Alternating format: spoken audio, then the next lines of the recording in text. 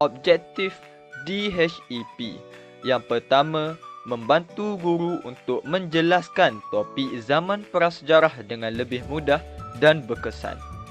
Yang kedua, meningkatkan tahap kefahaman dan pengetahuan murid terhadap topik zaman prasejarah. Yang ketiga, menjadikan sesi pengajaran dan pembelajaran lebih menyeronokkan serta memupuk minat dalam diri murid. Baik, kita akan masuk kepada kegunaan dan kelebihan DHEP. Yang pertama, mudah diakses. Yang kedua, info ringkas dan padat. Yang ketiga, grafik menarik dan menyeronokkan. Yang keempat, menjimatkan masa. Yang kelima, bahan bantu mengajar terbaik. Dan yang keenam, tidak memerlukan kos yang tinggi. Permasalahan utama, kami mendapati bahawa terdapat dalam kalangan murid tahun 4, kebanyakannya sukar untuk memahami tajuk zaman prasejarah. Ini disebabkan oleh teori dan fakta yang terlalu banyak dan sangat berkait rapat dengan perubahan masa yang bersifat begitu kompleks. Dan kaedah pengajaran yang tidak sesuai digunakan dalam kalangan murid untuk diajar oleh guru-guru. Secara tidak langsung, ini akan memberi kesan di mana murid mudah berasa tertekan sehingga mampu menjejaskan kesihatan mental mereka.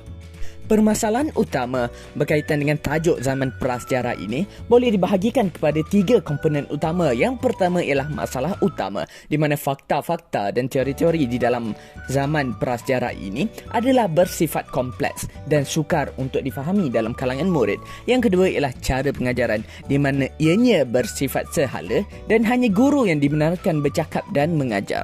Dan yang ketiga ialah teknik pengajaran di mana tidak sesuai. Ketiga-tiga komponen ini akan menyumbang kepada kesan yang utama di mana pelajar tidak akan dapat memahami tajuk ini dan mereka mudah akan berasa tertekan kerana sukar untuk memahami tajuk ini.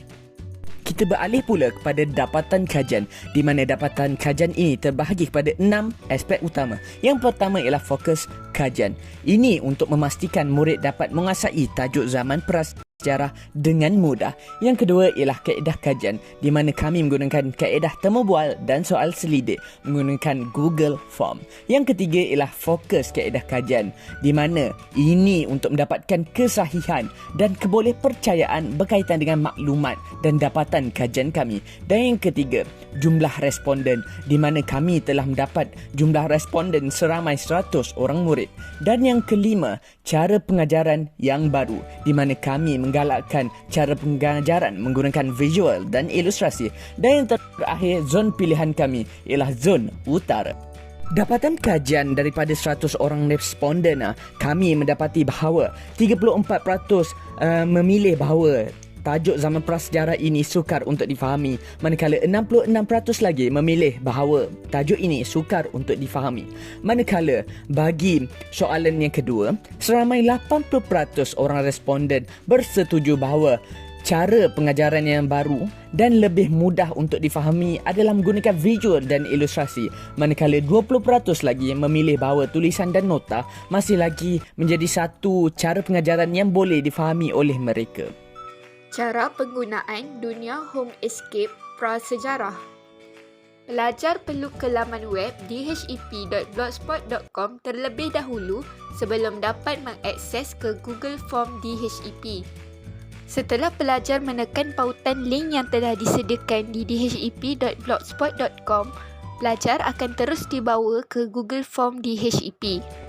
DHEP memerlukan pelajar untuk membayangkan bahawa diri mereka adalah seorang pengkaji sejarah yang telah kembali ke zaman prasejarah.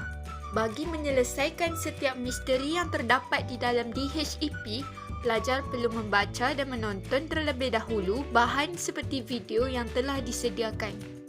Pelajar perlu menyelesaikan setiap misteri yang telah diasingkan mengikut zaman bermula daripada zaman Paleolitik, Mesolitik, Neolitik dan seterusnya zaman logam.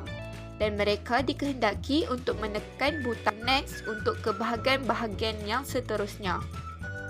Akhir sekali, pelajar perlu menekan butang submit atau butang hantar untuk menamatkan pengembaraan.